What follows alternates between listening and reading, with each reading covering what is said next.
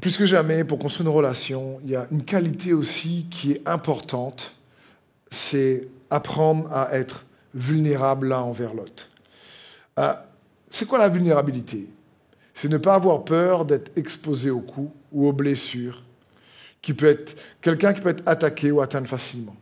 Donc, autrement dit, quelqu'un de vulnérable, c'est quelqu'un qui, de par sa sincérité, va oser se révéler dans son authenticité. Il va accepter de partager ses imperfections. Il ne va pas cacher. Parce que vous savez, dans une romance, en général, quand un jeune homme rencontre une jeune femme ou un homme rencontre une femme, la première chose qu'on va essayer de faire, c'est de cacher un peu, bien sûr, ses défauts, de montrer... On va exagérer nos qualités.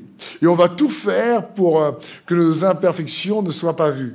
Mais au fil de la relation et lorsque on se laisse connaître par l'autre, eh ben, les défauts apparaissent. Et parfois, on peut avoir peur de laisser nos défauts surgir et du coup, on les cache et on n'a pas le courage d'être authentique et vulnérable parce qu'on a peur de la réaction de l'autre. Donc, j'aime dire que être vulnérable, c'est prendre le risque avec courage que la personne que vous laissez avoir accès à votre cœur soit déçue ou vous fasse mal parce qu'elle voit vos imperfections et elle fait un reproche. Et ce genre de choses-là peut réellement toucher des points sensibles dans nos cœurs. Par exemple, il faut comprendre que parfois, il est plus facile de prendre un risque financier que d'ouvrir son cœur et être vulnérable.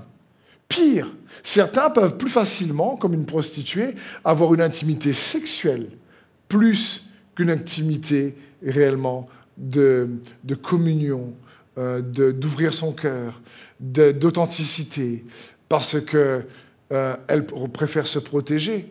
Donc, comprenons bien, la vulnérabilité et s'ouvrir, il faut du courage.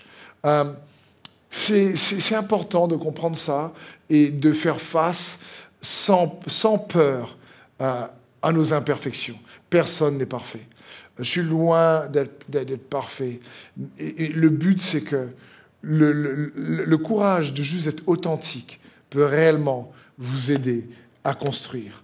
Notamment, si je prends cet autre principe que j'ai déjà commencé à partager sur peut-être le manque d'appétit sexuel chez certains dans la relation, le trop d'appétit sexuel dans le cadre de ce contexte sur la sexualité qu'on voit ensemble. J'aimerais donc vous donner, pour terminer juste cette session, après avoir vu dans un premier temps dans cette session la nécessité et le courage d'être vulnérable, comprendre comment vous pouvez faire pour réellement contrôler votre appétit sexuel, ou le dynamiser, ou le renouveler. Il y a plusieurs points. Tout d'abord, découvre qui tu es. Apprends à t'aimer, à te respecter, malgré tes défauts, tes imperfections, comme je viens de le dire. Comment? En découvrant ô combien Christ t'aime. Tu es digne d'être aimé. Tu es digne d'être honoré. Dis-toi bien que Dieu prend plaisir à habiter en toi. Comprends bien ceci. Il faut que tu réalises ta valeur en lui. Ça va t'aider à te respecter, à dire non, je ne peux pas forcément me donner comme ça, c'est pas comme ça, en tant qu'homme, en tant que femme. Ça va aussi contribuer donc à avoir une bonne intendance de ses carences ou de son appétit. Un autre point, c'est l'amour vrai va toujours impliquer de sacrifier quelque chose. Toujours. Et ouais, à un moment donné, pour se donner à l'autre, il faut se priver de quelque chose. Mais on est toujours gagnant, parce qu'on construit pour l'autre et on donne à l'autre. Un autre point, c'est croire, si tu as le Saint-Esprit dans ta vie, crois que la semence du fruit de l'Esprit est en toi. Et une des qualités du fruit de l'Esprit, c'est la persévérance. Ce n'est pas une qualité que le diable a. Et pourtant, le diable est persévérant, mais bien moins que Dieu lui-même. Et c'est une qualité, par le Saint-Esprit, qui a été semée dans nos cœurs. Et donc, crois aussi que cette semence est en toi et qu'avec son aide, sa grâce, sa capacité, il va te rendre capable de réellement persévérer. Et si tu tombes, repens-toi. Dieu est un Dieu de grâce. Repens-toi. Demande pardon sûr. Sois attristé de l'avoir attristé. Et ensuite, pense autrement. Change ta façon de penser. Ce sont de bonnes convictions qui produisent toujours de bonnes actions. Et non pas de bonnes actions qui produisent de bonnes convictions.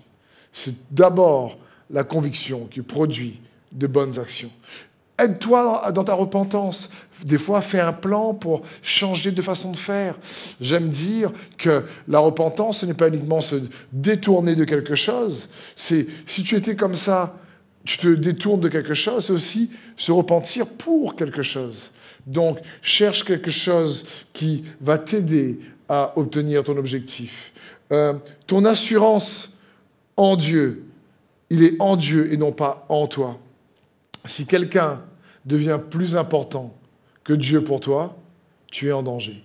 Une des premières choses que j'ai dit à mon épouse lorsqu'on s'est convertis, on était déjà ensemble, je lui ai dit, aime Jésus plus que moi. Si tu aimes Jésus plus que moi et que j'aime Jésus plus que toi, on va réellement s'aimer selon son cœur. Excusez-moi, le micro me gêne un peu dans l'oreille. Ici, il faut bien comprendre que Jésus doit être au centre à nouveau. Et il va t'aider. Sache aussi dire non. Mets-toi des limites. Et un dernier point pour t'aider, reste redevable et reste transparent. Trouve-toi quelqu'un, un mentor, un ami de confiance et mature, qui peut toujours tourner tes regards vers Jésus-Christ. Et dans la prochaine session, nous verrons l'importance de la transparence dans la relation. Sois béni.